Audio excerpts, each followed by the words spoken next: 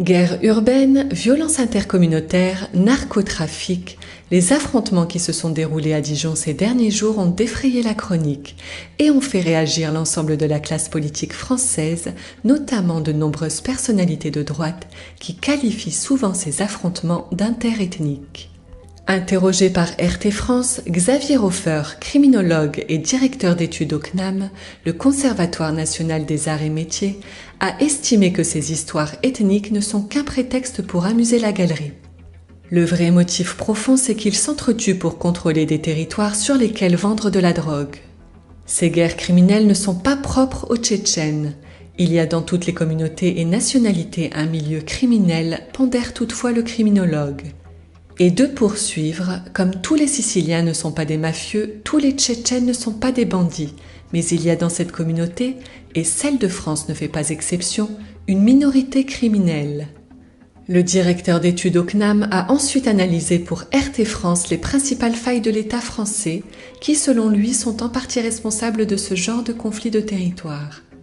Xavier Hofer déplore d'abord l'échec de la politique de la ville, qui n'a pas su combattre les inégalités tant socio-économiques que géographiques dans les quartiers défavorisés. Aujourd'hui, si on se rassemble, c'est pour aller à la préfecture, demander des comptes au préfet, qu'il rende des comptes sur cette action d'autorisation ou de non-action de la police. Pourquoi est-ce qu'il a empêché la police de faire son travail? J'attends qu'on nous donne nos droits. Ils ont laissé faire tout ce qu'ils viennent ici, ils ont tabassé des gens. Et la police était à l'extérieur des quartiers, en train de regarder. Il cible ensuite les manquements des services de renseignement et des institutions sécuritaires françaises. Selon Xavier Hofer, développer plus d'infrastructures sécuritaires et augmenter les effectifs des forces de l'ordre ne servira à rien s'il n'y a pas en amont un élément tout à fait décisif qui manque en France: des services de renseignement criminels. Ainsi, on peut se demander si l'argent et le temps investis par les services de renseignement pour surveiller certaines communautés musulmanes pacifiques, telles que le centre Zahra, n'auraient pas été plus utiles s'ils avaient été alloués à la surveillance de groupes réellement criminels. Les événements de Dijon semblent donner un début de réponse. D'abord, une petite incidente pour élever le débat.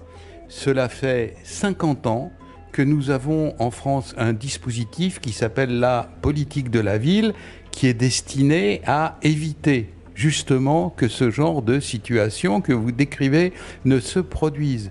À quoi ça a servi? Ça a consommé des dizaines de milliards, ça a nourri d'innombrables escrocs à la pacification des cités, vous savez, les antiracistes monochromes, etc., tout ça, les grands, et des travailleurs sociaux en grand nombre aussi, et ça n'a naturellement servi à rien, sauf à enrichir des voyous et plus largement des escrocs.